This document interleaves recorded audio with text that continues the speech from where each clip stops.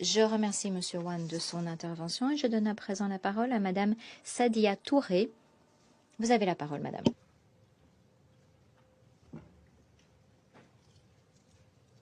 Madame la Présidente et distinguée membre du Conseil de sécurité, M. Abdoulaye Diop, ministre des Affaires étrangères et de la coopération internationale du Mali, je vous remercie de l'occasion qui m'est offerte à ma qualité de membre de la société civile de m'adresser aux distingués membres du Conseil sur la situation générale du Mali, mon pays. Cette session du Conseil de sécurité se tient à un moment où la population du Mali est confrontée à plusieurs défis d'ordre sécuritaire, politique, social, institutionnel et économique. Bref, une crise même de protection dont les populations continuent de payer un lourd tribut, comme le démontrent les récents rapports de la Division des droits de l'homme, de la MINUSMA et des organisations de la société civile. Madame la Présidente et distingués membres du Conseil de sécurité, je reste préoccupée en tant que membre de la société civile par la dégradation des relations diplomatiques entre le Mali et ses partenaires internationaux. Cette situation nous préoccupe car notre pays ne devrait pas être un terrain de confrontation entre grandes puissances, car les populations sont celles qui subissent de plein fouet les conséquences de ces tensions. Comme vous le savez déjà, le 6 juin, les autorités de la transition ont fixé la durée de transition à 24 mois à partir de mars 2022. Une décision qualifiée d'unilatérale et de non consensuelle par certains acteurs politiques. J'exprime ma préoccupation que cette décision soit prise dans un contexte où il y a déjà une fragmentation de la scène politique ainsi que la fragilisation de la société civile du fait de l'absence d'un débat démocratique et civique contradictoire. Depuis quelques mois, nous assistons malheureusement à un rétrécissement de l'espace démocratique et à des restrictions de la liberté d'opinion et d'expression, parfois suivies de menaces ou intimidations.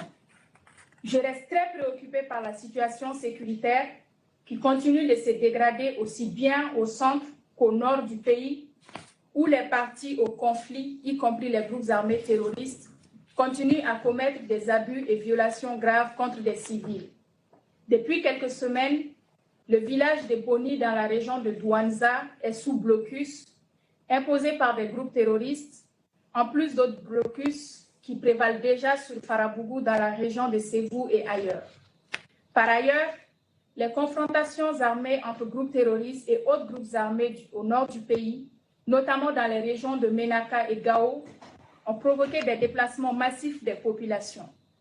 Ainsi, sur l'ensemble du territoire, le nombre de personnes déplacées internes fuyant la violence est passé de 350 110 personnes en décembre 2021 à 370 548 personnes en avril 2022, soit une augmentation de 6%.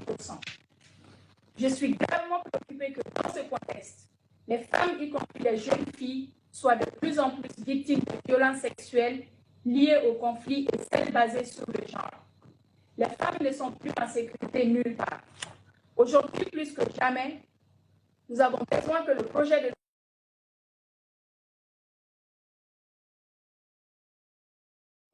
et ont marché le 3 juin 2022 pour demander aux autorités de la transition de prendre au sérieux la question des droits des femmes.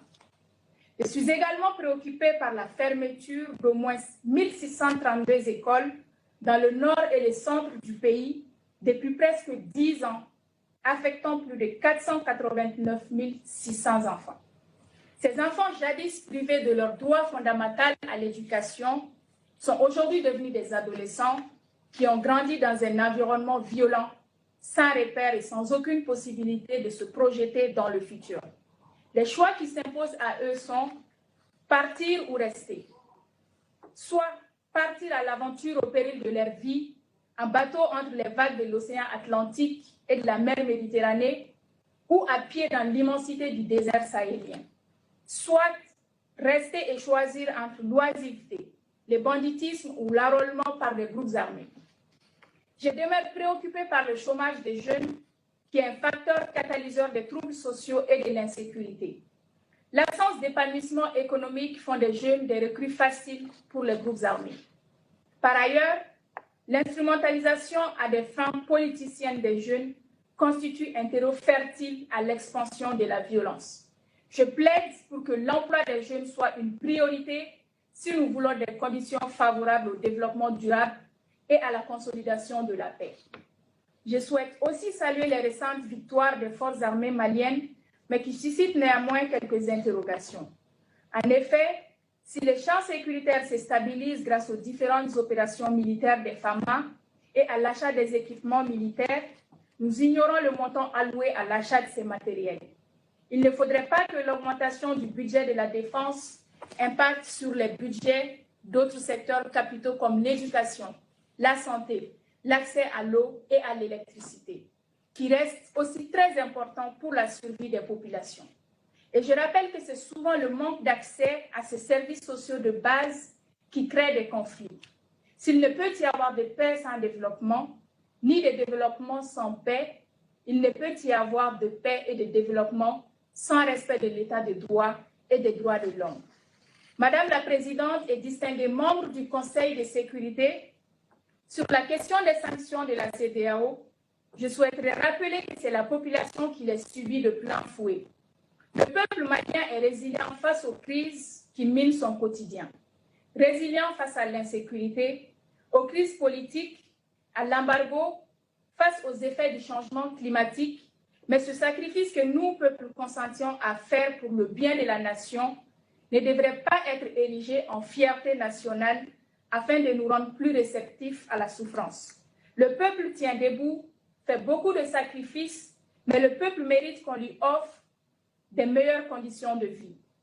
Nous regrettons les récentes décisions de la Banque mondiale et de la Banque africaine de développement de suspendre leur décaissement en faveur des projets et programmes financés au Mali, car les bénéficiaires directs de ces décaissements sont les populations.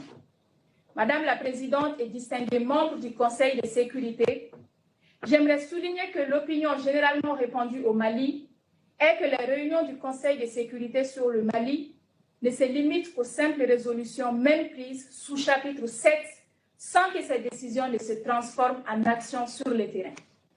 Ainsi, je réitère la recommandation relative au renforcement du mandat de la MINUSMA pour un mandat robuste sous le chapitre 7 de la Charte des Nations Unies pour qu'elle puisse être capable d'opérer aux côtés des forces armées maliennes à combattre le terrorisme.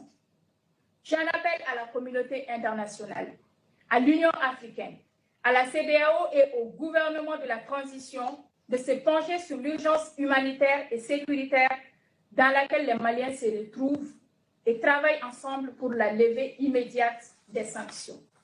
Je plaide pour que les autorités de transition poursuivent le dialogue avec la communauté internationale, notamment la CEDEAO, dans l'intérêt supérieur du peuple malien.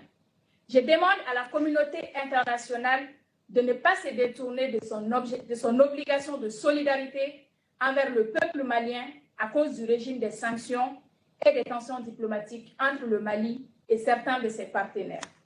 Je plaide pour que les partenaires continuent d'accompagner le Mali dans la tenue des réformes pour consolider l'état de droit, la bonne gouvernance, la démocratie et la tenue des élections crédibles.